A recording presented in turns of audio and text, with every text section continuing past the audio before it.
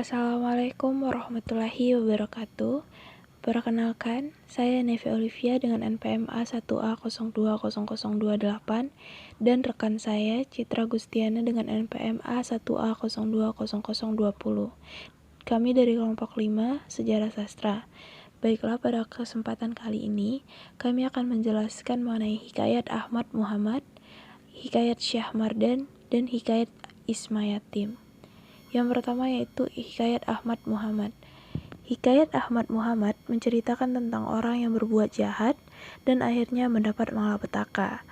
Dua orang anak muda bersaudara yang bernama Ahmad dan Muhammad mempunyai seekor burung. Seorang saudagar mengetahui khasiat burung itu, yakni barang siapa yang memakan kepalanya akan menjadi raja, dan barang siapa yang memakan hatinya akan menjadi menteri. Ketika ayah Ahmad dan Muhammad pergi ke negeri lain berniaga, saudagar itu dapat membujuk ibu mereka supaya burung itu disembelih dan dimasak. Ahmad dan Muhammad pulang dari bermain-main. Ahmad memakan kepala burung itu dan Muhammad memakan hatinya. Setelah saudagar itu mengetahui hal itu kemudian, disuruhnya orang mencari kedua anak muda itu. Inang pengasuh mereka memberitahukan hal itu kepada mereka dan menyuruh mereka melarikan diri. Setelah beberapa lamanya, Ahmad dan Muhammad berjalan, berhentilah mereka itu di satu sisi hutan dan tertidurlah keduanya. Kebetulan, rakyat negeri Selagangga melepaskan seekor gajah kesaktian untuk mencari raja pengganti yang sudah mangkat.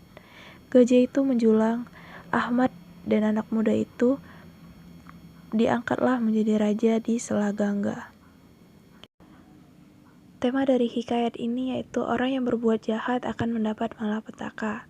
Tokohnya yaitu Ahmad Muhammad yang berperan sebagai protagonis dan Raja Habsyi yang berperan antagonis. Latar cerita adalah negeri Syam, negeri Mesir, dan negeri Habsyi yang nyata serta kerajaan Pulau Manjeti, negeri Kusambirat, kerajaan Madintara, dan lain-lain yang bersifat fiktif. Nilai budaya dalam hikayat itu adalah yang pertama kebaikan hati, kasih sayang, keberanian, adil dan bijaksana, menuntut ilmu, percaya kepada Tuhan, pemaaf, rendah hati, tahan menderita, dan tegas. Amanatnya adalah janganlah berbuat jahat dan janganlah membantu atau membela orang lain yang berbuat jahat. Yang B yaitu Hikayat Syah Mardan. Hikayat ini mengisahkan tentang seorang raja di negeri Daru, Hiam, yang memerintahkan seluruh rakyatnya untuk menangkap seekor burung nuri. Burung nuri itu sangat liar dan tidak ada yang bisa menangkapnya. Kemudian burung tersebut hinggap pada sisi Mahligai putri raja yang bernama Putri Siti Dewi. Ketika burung itu melihat Putri Siti Dewi, ia segera hinggap di tangan sang putri. Sejak itulah menjadi kesayangan Putri Siti Dewi dan ditempatkan dalam kamarnya. Lama-kelamaan Putri Siti Dewi hamil. Padahal tak ada seorang pria pun yang berani mendekati Mahligai putri raja itu. Raja sangat murka mendengarkan kehamilan putrinya dan segera mencurigai burung nuri itu.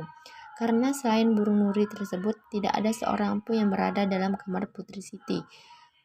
Ketika raja hendak membunuh burung itu, tiba-tiba seorang Brahmana mencegahnya. Akhirnya, burung itu menjelma menjadi Raja Syah Mardan dari negeri Daru Ihsan, serta menikah dengan Putri Siti Dewi. Hikayat Syah Mardan ini mengangkat tema yang mengisahkan tentang seorang pangeran, putra dari seorang raja yang mengembara untuk mencari sesuatu. Kemudian, tokoh dalam hikayat Syah Mardan ini yaitu Syah Mardan, kemudian Putri Kamala Ratna Dewi, dan Raja Darul Hiam, kemudian Putri Chandrasari. Dan latar cerita di hikayat Syah Mardan ini yaitu negeri Darul Hiam, kemudian negeri Darul Ihsan. Yang keempat yaitu konflik. Yang pertama yaitu perebutan kekuasaan pangeran dengan putri Eong Raja yang mengembara mencari sesuatu. Kemudian yang C yaitu Hikayat Ismayatim. Hikayat ini menceritakan kisah tentang kepandaian dan kebijaksanaan dari Isma Yatim, putra Menteri Megat Nira dari benua Keling. Sejak kecil, ia telah memperlihatkan kedua sifat itu serta mahir pula membuat hikayat-hikayat yang indah-indah. Setelah besar, berkat kepandaiannya, ia diangkat menjadi Perdana Menteri oleh Raja. Kemudian, tema hikayat Isma Yatim ini mengangkat anak yang bijaksana. Kemudian alurnya yaitu alur maju, dan tahap alur yaitu seseorang menteri di benua Keling, Megat Nira namanya, telah pergi membawa diri ke negeri Masulipatam. Konflik yang terjadi pada hakikat ini yaitu pada masa istrinya hampir akan bersalin, maka diketahuilah oleh Megat Nira daripada beberapa alamat yang disaksikannya bahwa ia akan memperoleh seorang anak yang bijaksana. Kemudian penanjakan ini yaitu ini terbukti apabila Isma Yatim diserahkan mengaji kepada seorang mu'alim bernama Sufyan. Dengan cepat dapat ia mengarang hikayat.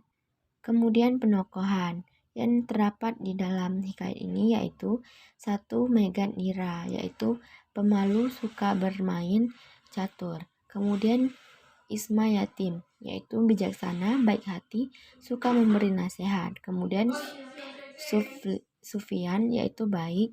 Yang keempat, Nahkoda, baik, suka memberi. Dan Perdana Menteri, baik, suka menolong orang lain. Setting, yaitu tempat, negeri Masulipatam, yaitu rumah di tengah-tengah sebuah kebun. Kemudian negeri asing, negeri Indra petani, Pulau Mulia Langkawi, dan waktu yaitu pada masa istrinya hampir akan bersalin beberapa lama akhirnya. Kemudian alat yang terdapat di dalam hikayat ini yaitu catur, hikayat pakaian yang indah-indah, sebuah canda peti, permainan ajaib peti, 2 buah permata nila kendi. Kemudian suasana yaitu malu, bahagia, sedih, dan menegangkan.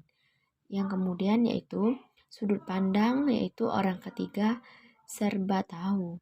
Yang ketujuh yaitu gaya bahasa menggunakan gaya bahasa Melayu. Yang terakhir yaitu amanat. Amanat dari hikayat ini adalah janganlah lari dari kenyataan yang kita alami, meskipun pahit rasanya. Bersyukurlah dengan apa yang kita peroleh. Jangan mudah percaya dengan tuduhan seseorang jika tanpa bukti apapun. Yang kita lakukan pasti ada hikmahnya. Baiklah, mungkin itu saja yang dapat kami sampaikan dalam video kami pada hari ini. Apabila banyak kesalahan kami ucapkan, mohon maaf. Saya akhiri. Wassalamualaikum warahmatullahi wabarakatuh.